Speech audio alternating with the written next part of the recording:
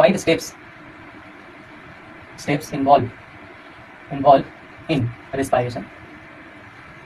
5 respiration में 5 step से गुजरता है। देखो क्या क्या ये इन्वॉल्वमेंट है,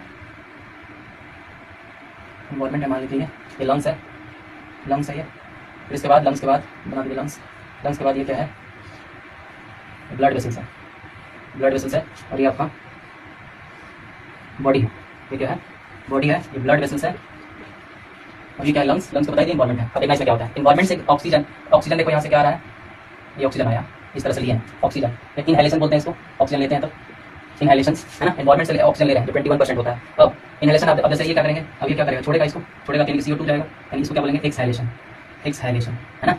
CO2 जब जाता है तो एक्सहेलेशन, ऑक्सीजन आता है तो इनहेलेशन। इसी को पहला प्रोसेस क्या होगा, देखो 5 स्टेप बोला ना, पहला स्टेप हो गया ब्रीथिंग है ना, इनहेलेशन और एक्सहेलेशन को ही तो ब्रीथिंग कहते हैं, तो पहला स्टेप हो गया ब्रीथिंग। दूसरा लंग्स, अब देखना ये तो ऑक्सीजन इधर से आ रहा है, यहाँ से ऐसे जा रहा है ऑक्सीजन यहाँ फिर इस तरह से पास करेगा। फिलहाल देखो ये लंग्स और ब्लड वेसल्स के बीच से गुजरता है ना, इसी को बोलते हैं दूसरा स्टेप हो गया। यहाँ हो गया एक्सटर्नल रेस्पिरेशन। कहाँ होता है, लंग्स में होता है, इन लंग्स।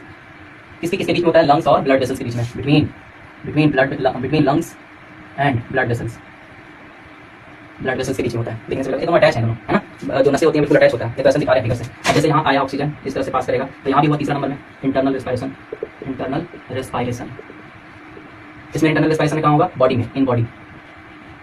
किसके बीच में होगा इंटरनल रेस्पिरेशन, ब्लड वेसल्स और बॉडी के बीच में, between blood vessels and body के बीच में। अब जैसे यहाँ ऑक्सीजन आया, ऑक्सीजन मान लो ऑक्सीजन यहाँ आया, ऑक्सीजन और पेट बॉडी में पहले से ही रहता है फूड। अब फूड यानी कि ग्लूकोज, फूड का ऑक्सीडेशन होगा तो क्या मिलता है, CO2 और एनर्जी मिलता है। क्या मिलता है, एनर्जी मिलता है ना, एनर्जी मिलता है।